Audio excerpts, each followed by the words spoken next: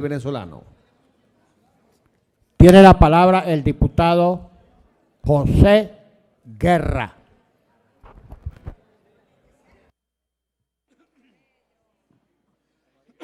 Buenas tardes, señor presidente. Buenas tardes, colega de la Junta Directiva. Buenas tardes, la bancada de la Unidad. Buenas tardes, colega de la bancada del PSV. Hemos propuesto este tema, este debate, sobre el deterioro de las condiciones de vida del venezolano, escuchando la voz del pueblo en la calle, que hoy está angustiado por la terrible situación económica y social por la cual está pasando ese pueblo y del cual nosotros somos su vocero y su expresión. Venezuela está viviendo ahorita tal vez el peor de los ajustes macroeconómicos que alguna vez se haya hecho en Venezuela. Este es el peor de los ajustes macroeconómicos no anunciados por algún gobierno y que tiene tres componentes fundamentales ese ajuste. Primer componente, una dolarización de facto de la economía. La economía está dolarizada en los hechos. Los pasajes aéreos se compran en dólares. Los vehículos se compran en dólares. Las viviendas se compran en dólares. Y ahora se compran en dólares los alimentos que el gobierno ha permitido importar también a precios dolarizados, pero no como referencia los precios internacionales, sino como referencia un dólar implícito de prácticamente 3.000 bolívares por cada dólar. Ese es el primer componente. Entonces está dolarizado todo, menos el salario de los trabajadores venezolanos, que hoy están deprimidos por esa situación. En segundo lugar, ha habido, como consecuencia de ese programa económico, una caída, como vamos a mostrar con la venia del señor presidente, un par de gráficos acá, para que nos ilustremos acerca de esta situación, de 30% en la capacidad adquisitiva de los salarios de los trabajadores. Por favor, la primera lámina. Entonces, esta caída del poder de compra, ¿en qué se traduce? Se traduce en una situación de hambre del pueblo venezolano, cuyo salario no les alcanza. En este cuadro, ustedes pueden ver, lo puse de dos maneras. Para ilustrar esto lo voy a explicar con un cierto detalle, porque nosotros tenemos, o muchos tienen la confusión entre lo que es el salario nominal, que son los bolívares, que dice ahí bolívares de cada año, y el salario real, que es el poder adquisitivo de los salarios, de manera que en la primera columna tenemos bolívares de cada año. En el 2012, por ejemplo, un trabajador ganaba sueldo integral de 3.000 bolívares. Al final de este año, ese trabajador va a ganar 90.812 bolívares. Pero cuando ajustas por la inflación, los 3.000 bolívares del año 2012 equivalían a 1.052 bolívares a los precios del año 2007.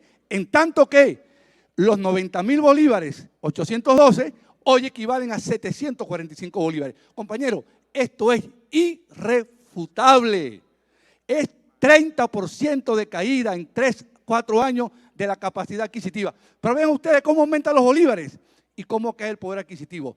Por el plan de ajuste macroeconómico, draconiano y brutal que ha aplicado este gobierno. Y lo otro es la devaluación del bolívar, la depreciación del bolívar en el mercado paralelo, donde hay ya transacciones a 2.300 y a 2.500 bolívares por dólar, después que el ministro Jesús Farías había dicho hace 3 meses que habían derrotado el dólar paralelo y al dólar today después de los intentos de compra de esta página. Compañeros, estamos en el peor de los mundos. Por favor, la próxima lámina. Ahora, para ilustración, vean ustedes el salario mínimo de Venezuela y un grupo de países. Argentina, por ejemplo, el salario mínimo es 432 dólares. Esto es salario integral. En Brasil, 262. En Chile, 363 dólares promedio. En Colombia, 225. En Perú, 254. En Haití, 117 dólares. Y ahí tienen el menú para que cojan. ¿Cuál de los tres quieren ustedes? El salario al precio de ticón, al paralelo o al de equilibrio. En el mejor de los casos, con un tipo de cambio de equilibrio, el salario en Venezuela es $60, la mitad del salario de Haití. Compañero, usted debería llamarle la atención. Esta depreciación de las condiciones de vida del venezolano, habiendo recibido la mayor suma de ingresos petroleros en toda la historia de Venezuela, y ahí está el resultado. Cifras oficiales de los institutos de estadística de cada país.